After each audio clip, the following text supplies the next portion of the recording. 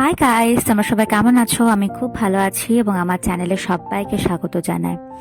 আজকে হচ্ছে শ্রাবণ মাসের শেষ সোমবার, আর তাই আমি চলে এসেছি আমাদের শিব মন্দিরে। এটা হচ্ছে আমাদের শিব মন্দির। মহাদেব হচ্ছে আমাদের কুলদেবতা। তো সেই জন্য প্রথমে এখানেই চলে এলাম জল ঢালতে। একটা সোমবারেও পারিনি, কারণ কোনো না কোনো কাজ চলেই আসছিল প্রত্যেক সোমবারে। তো সেই কারণে শেষ সোমবারে তো ঢালতেই হবে জল। তো ওই জন্য চলে এসেছি। আর পুরো জঙ্গলের মাঝে হচ্ছে আমাদের এই সুন্দর শিব মন্দিরটা। এটা হচ্ছে ভিতরটা, আমাদের 3টে শিবলিঙ্গ আছে একসাথে। তো এখানে আমি আর মিলি দিদি চলে এসেছি একসাথে। তোমরা হয়তো ভাবছো যে শ্রাবণ মাসের শেষ সোমবার তো অনেকদিন আগেই পেরিয়ে গেছে, তো এতদিন পরে কেন? তো মাঝে আমার অনেক কাজ পড়ে গেছিল। আমার অনেক কাজ ছিল আর কি। তো সেগুলো আমি করতে করতে ব্লগ দিতেই পারছিলাম না। তো সেই জন্য ভাবলাম যে না, এবার তো দিতেই হবে। তো সেজন্য এডিট করে আজকে আমি ব্লগটা দিচ্ছি। আর এখানে আমি জল, দুধ, মধু সব ঢেলে দিয়েছি শিবের মাথাতে, এবং তারপরে ধূপ দেখাচ্ছি। তো এরপরে যাব আমাদের পাড়াতে যে শিব মন্দিরটা আছে সেখানে জল ঢালতে। আমাদের এখানে 2টো শিব মন্দির আছে, যেটা হচ্ছে আমাদের একমাত্র নিজস্ব, আর এটা হচ্ছে আমাদের পাড়াতে একদম আমার বাড়ির পাশে যেটা, সেই শিব মন্দিরটা। তো এখানে ভীষণ ভিড় ছিল, লাইন পাওয়া একদম সাংঘাতিক ব্যাপার ছিল। তো কোনোভাবে আমি পেয়েছি, শিব মন্দিরে ঢুকতে পেরেছি।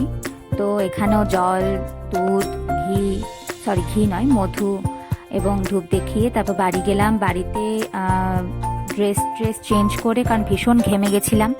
তো তারপর আবার এলাম, দেখছি এখানে সবাইকে খিচুড়ি খাওয়ানো হচ্ছে।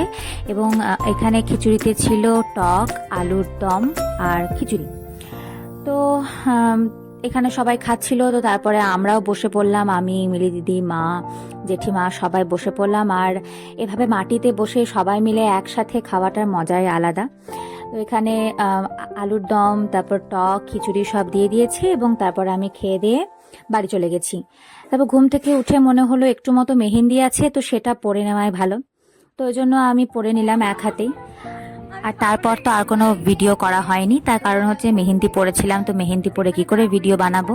তো তার পরের দিন সকালে আমাদের একটা ওরিয়েন্টেশন প্রোগ্রাম ছিল কলেজে আমি এখনো যাচ্ছি। তার কারণ হচ্ছে আমরা এখনো পাস আউট হইনি, শুধু আমাদের পরীক্ষা শেষ হয়েছে, রেজাল্ট এখনো বেরোয়নি। তো সেই কারণে ম্যামরা ডেকেছিলেন যে বর্ষামঙ্গল হবে, তো তার জন্য তোমরা এসো, রিহার্সাল দেবে, বর্ষামঙ্গলটা করবে, কারণ বর্ষামঙ্গল অনুষ্ঠানটাই তোমাদের লাস্ট অনুষ্ঠান এই কলেজের।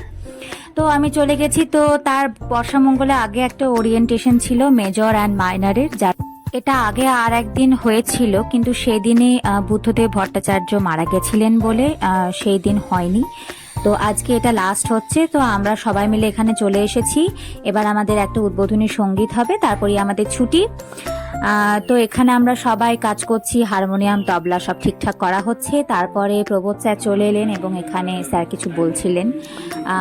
তিনি কিছু বোঝাচ্ছিলেন যে কোথাও কোনো প্রয়োজন হলে, অফিসে দরকার হলে, কোথাও কিছু বুঝতে না পারলে কোন কোন স্যারের কাছে এসে বুঝে নেবে।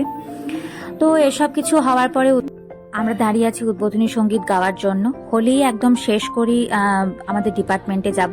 তো শেষ হওয়ার পরে আমরা ড্রেস চেঞ্জ করে নিয়েছি, কারণ শাড়ি পরে রিহার্সাল করা অসম্ভব ব্যাপার। এবং এখানে চলছে স্টুডেন্ট এবং স্যারের একসাথে যুগলবন্দি যাকে বলে। তো এখানে আমার পাশে যে আছে সে হচ্ছে জুনিয়র ফার্স্ট সেমিস্টারের ছাত্রী, নতুন ভর্তি হয়েছে, সে খোল বাজাচ্ছে এবং আমি গান গাইছি এবং স্যারও খোল বাজাচ্ছে। তো তারপরে আমাদের রিহার্সাল শেষ করার পরে আমরা চলে এলাম বোলপুর স্টেশনে। এবং এখানে এই যে প্রজেক্টর লাগানো হয়েছিল, তার কারণ হচ্ছে তার পরের দিনেই 15 আগস্ট ছিল, তো সেই জন্য এটা লাগানো হয়েছিল। তো তারপরে ব্যাস ট্রেনে উঠলাম, আমোদপুরে নেমে গেলাম, এবং এই সুন্দর জায়গাটা শান্তিপূর্ণ একটা জায়গা। আর এই যে আমার মেহেন্দির রংটা ভীষণ ভালো হয়েছিল, এটা আস্তে আস্তে কালো হয়ে গেছিল। তো এই ভিডিওটা আমি এখানেই শেষ করছি। সবাইকে টাটা, খুব ভালো থেকো, সাবধানে থেকো, আবার দেখা হচ্ছে।